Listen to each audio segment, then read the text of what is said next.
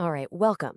Today, we're diving into one of the weirdest footnotes in all of history.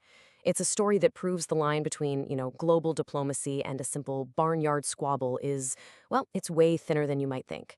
This is the incredible tale of how two of the world's biggest superpowers almost went to war, all because of a pig.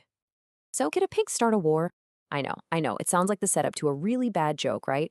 But believe it or not, this was a deadly serious question for the United States and Great Britain back in the mid 1800s. And the answer, as we're about to find out, is almost. And how it almost happened is even more ridiculous than you can possibly imagine. Okay, first up, a pig in my potatoes. Our story kicks off, like so many big conflicts do, with a dispute over land. But in this case, we're talking about a very specific patch of dirt getting invaded by a very specific animal. We're on San Juan Island, which was strategically important, but also legally pretty ambiguous. It was kind of caught in a tug of war between American and British territory. And the whole thing just explodes on one single day, June 15th, 1859. Now, before this, the San Juan Islands were already a place of, let's say, simmering tension. It was all thanks to some really vague wording in the Oregon Treaty of 1846.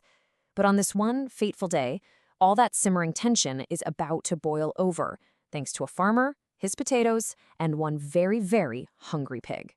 So let's meet our main characters. On one side, you've got an American farmer who had just settled on the island to grow his crops. On the other, a large black pig, which happened to be owned by an employee of Britain's Hudson's Bay Company.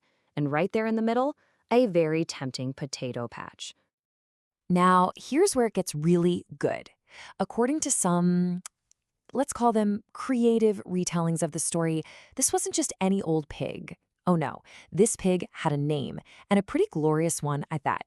Now, historical records are a little fuzzy on this particular detail, but legend has it he was called Señor Crujente Panchitosino.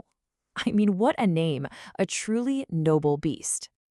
Okay, so the farmer, a guy named Lyman Cutler, had apparently shooed this pig out of his garden time and time again. But on this particular day, he just had enough. He spots the pig, once again, feasting on his prized potatoes. In a moment of pure frustration, he raises his rifle and fires. The potato thief was no more. And this, right here, is where our little farming problem starts to get a whole lot bigger. Next up, from the farm to the fort. So, how does a squabble between two neighbors over a dead pig turn into an official military affair? Well, it happened way faster than you'd think, and it all kicked off the second that pride got involved. Charles Griffin, the pig's owner, was absolutely furious. He confronts Cutler, who offers to pay $10 for the pig, but Griffin demands 100. The negotiation just falls apart, and Griffin decides, right, I'm getting the British authorities involved. And just like that, this wasn't about a pig anymore. By framing it this way, Griffin turned his dead livestock into a British citizen, allegedly murdered on British soil. And this just shows you the chain reaction perfectly. The argument over money leads to the British authorities trying to arrest Cutler. Then, Cutler and his fellow American settlers, fearing for their safety, send a petition to the U.S. Army asking for protection.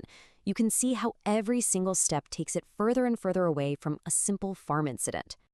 Part 3. Cannons, ships, and threats.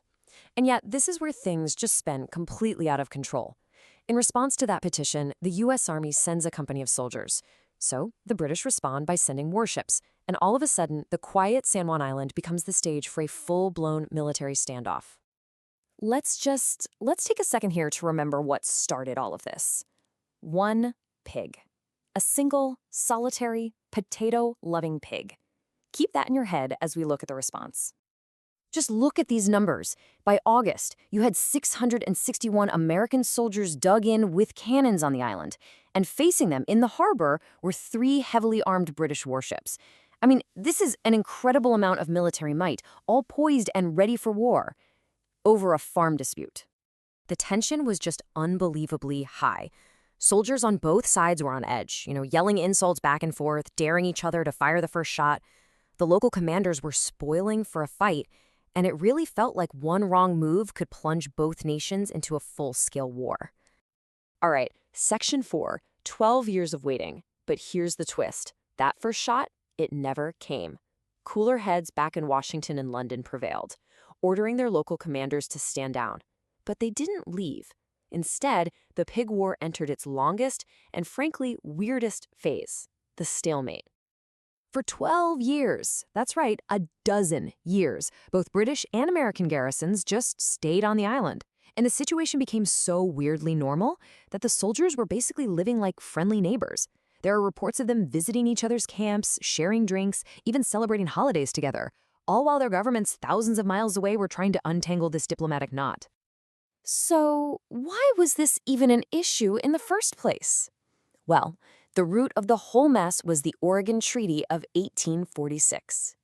It was supposed to settle the border, saying it should run through the middle of the channel that separates the mainland from Vancouver Island. The problem? There were two channels. And this slide lays out the whole problem perfectly. The Americans claimed the border went through the Haro Strait, west of the San Juan Islands, which would put them in U.S. territory. The British argued it was the Rosario Strait, to the east, making the islands theirs. This map ambiguity is what allowed a dead pig to become a potential reason for war. Finally, our last section, the final verdict. So after 12 years of this bizarre, peaceful but tense occupation, both sides finally agreed they needed to sort this out without anyone firing a shot. They decided to submit their dispute to international arbitration. And who do you call to settle a dispute between America and Great Britain? Well, you call one of the most powerful men in Europe, Kaiser Wilhelm I of Germany. It was now up to him and a three-man commission to hear the arguments and draw a line on the map once and for all. So what were the arguments? Well, they definitely evolved. Britain framed it as the unlawful killing of their property, a de facto citizen on what they considered their land. The U.S. claimed it was an act of defending private property against a foreign invader on what was clearly American soil. The pig was now this massive symbol of national sovereignty. In October of 1872, the Kaiser's commission made its decision. But along with the ruling came this legendary admonishment. The verdict was basically a scolding, pointing out the absurdity of letting national pride escalate such a trivial incident into a 12-year military standoff. It was a diplomatic slap on the wrist for two global superpowers. So what was the final outcome? Well, the commission sided with the United States, setting the border through the Haro Strait. The British withdrew peacefully, and so did the Americans. The only casualty in the entire 12-year affair remained that one pig. And today, the San Juan Island National Historical Park stands as a monument to this strange but ultimately peaceful resolution, a conflict where the only shot fired was the one that started it all. And this brings us to our final thought. The pig war is funny, right? It's absurd, but it's also a pretty serious reminder. It shows just how easily a tiny, insignificant event can be blown up by national pride and an us versus them mentality into a crisis that threatens thousands of lives. It really makes you wonder, how many of today's conflicts, big and small, started as something as trivial as a pig in a potato patch?